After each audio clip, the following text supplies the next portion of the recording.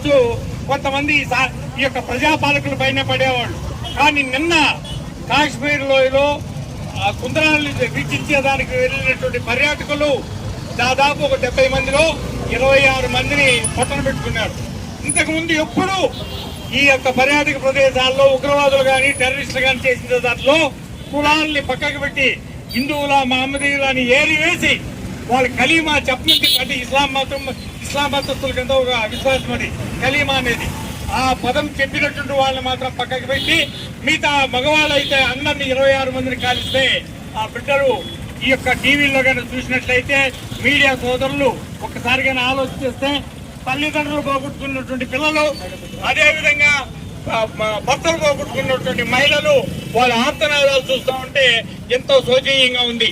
ఇటువంటి సందర్భంలో మన ఐక్యతను దెబ్బతీసేదాని కోసం ఆ ఉగ్రవాదుల పేరుతో పాకిస్తాన్ చేస్తున్నటువంటి చర్యల్ని కేంద్ర ప్రభుత్వం ఏ పరిస్థితిలో కానీ శాంతియుతం అనే పదంని పక్కకు పెట్టి వాళ్ళపైన కఠిన చర్యలు తీసుకోవాలని ఈ రోజు మేము రిటైర్డ్ ఉద్యోగులు కాదు బార్ అసోసియేషన్ కాదు పల్మేరు ఉన్నటువంటి పురప్రజల తరఫున మేము ఈ రోజు కేంద్ర ప్రభుత్వాన్ని డిమాండ్ చేస్తున్నాం. కాబట్టి వెంటనే ఈ రోజు ఢిల్లీలో జరిగినటువంటి ఐక్యవేదికలో కూడా ఉన్నటువంటి అన్ని రాజకీయ సంఘాలు కూడా ఏం చేశాయంటే దీనికి మద్దతు ప్రకటించాయి.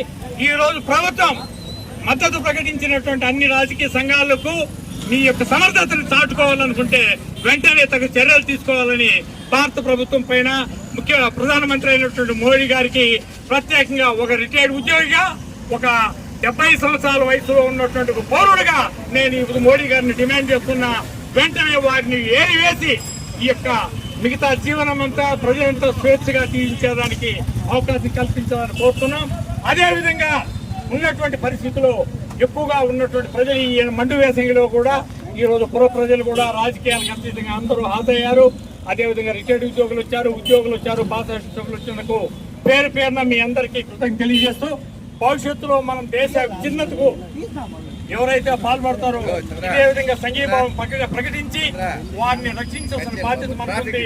ముఖ్యంగా ఒకటి బాగా గమనించండి, సైనికులు కానీ పోలీసు వ్యవస్థ కానీ లేకపోతే